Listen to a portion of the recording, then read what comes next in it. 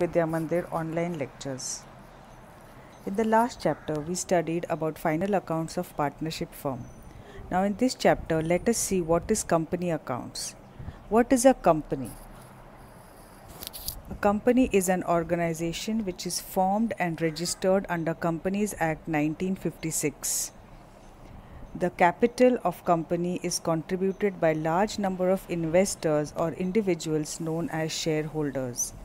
Company raises its capital in the form of shares and debentures. Share capital is the own capital, while the debenture capital is known as borrowed capital. Company is a creation of law.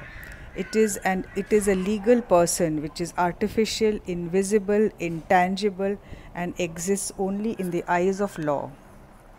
Let us see what are the features of company. First is voluntary association. Voluntary association means there is no legal compulsion on any person to join the company or to give up its membership. Every person joins the company of his own free will. Next is separate legal entity. A company is created by law, so it has a separate legal entity distinct from its members. It can deal in its own name, open bank account in its name, sue in its own name, and so on. The next one, third, is perpetual succession. The life of company is perpetual, that is, it continues until it is terminated by the process of law. The life of company is not affected by death, insolvency, or change of members. This continued existence is called perpetual succession. Next one is limited liability. We have seen in partnership firm that the liability of members was unlimited. But in case of company, the liability is limited to the extent of unpaid amount of shares held by the shareholder. Next one is common seal. A company being artificial person cannot sign documents physically. So there is a common seal which is put on every document of company as signature. The next one is transferability of shares. Shares of public company are freely transferable and no permission of member or company is required. But the manner of transfer should be as prescribed by the Articles of Association. The last one is separate management. The management of company is separate from its ownership. That means management can be carried on independently without interference. Now let us see what is a share. Capital of company is contributed by shareholders. Share is the smallest part of capital of company. It is a fractional part of the share capital. The total capital of a company is divided into number of individual units known as shares. Share is not a sum of money, it is measured by sum of money. It carries many rights and liabilities. It is a moving property. It changes ownership on trading. Shares also gives the right to vote, right to elect directors, and the right to receive dividend. It is equally important for a small local company as well as a giant multinational company. A company can issue various types of shares. The rights and liabilities of particular class of shareholders are mentioned in the Memorandum and Articles of Association. As you can see here, the main two types of shares issued by the company are equity shares and preference shares. Two rights. Right to receive dividend at a predetermined rate before payment to equity shares, and right to receive repayment or return of capital on winding up of company before return to equity shares. So as you can see, the preference shareholders enjoy preferences in the matter of payment of dividend and repayment of capital.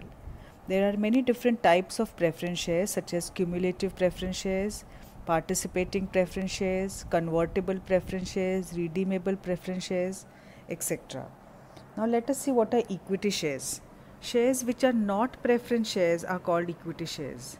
They do not have fixed rate of dividend and they do not have any priority of repayment of capital at the time of winding up of company.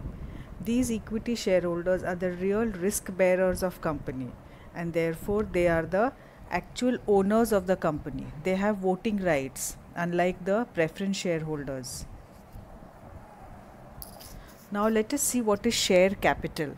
Share capital means the capital which is raised by issue of shares. Now there are many types of share capitals. The first is authorized capital. The capital which is stated in the memorandum of association in the capital clause is known as authorized capital. It is also known as registered capital or nominal capital. That is the maximum limit of capital. The authorized capital is the maximum amount of capital to be raised by the company during its lifetime. Now let us see the next one. The next one is issued capital. Generally, a company does not need all the authorized capital all at once.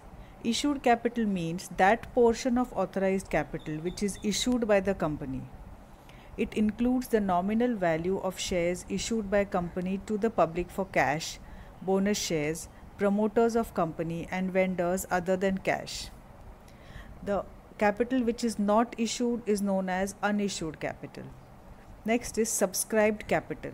Subscribed capital is that part of issued share capital which is subscribed by the public. They are applied by the public and also allotted by the company. Okay. Next is called up share capital. A company does not call all the amount of shares all at once.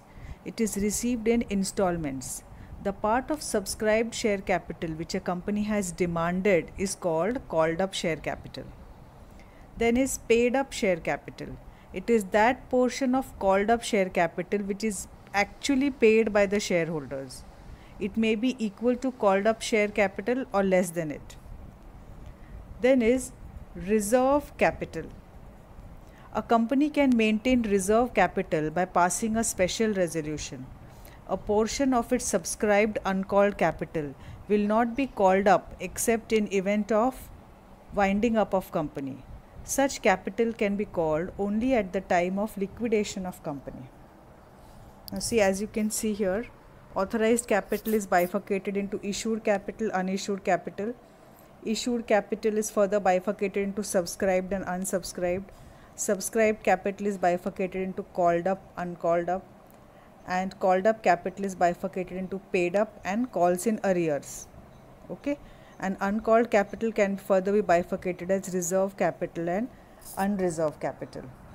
So on the basis of what we have done now, this is your assignment. Try and answer these questions. What are preference shares? What is registered capital? What is calls in arrears? What is paid up capital? What is a share? Okay, we shall meet again. Thank you.